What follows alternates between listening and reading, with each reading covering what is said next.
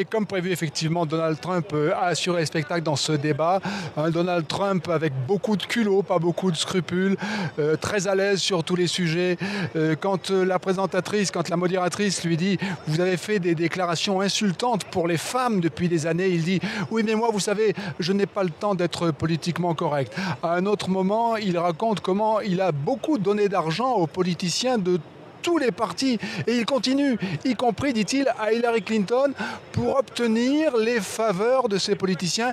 Et, dit-il, ça marche. Il s'en est pris même à un moment au modérateur en disant ces gens-là ne m'aiment pas. Il essaye de s'imposer comme le candidat que l'establishment, les médias, les autres n'aiment pas. Et ça, c'est un peu le coup de théâtre, un peu le coup de massue même pour les Républicains ici. Il ne l'avait jamais dit aussi clairement.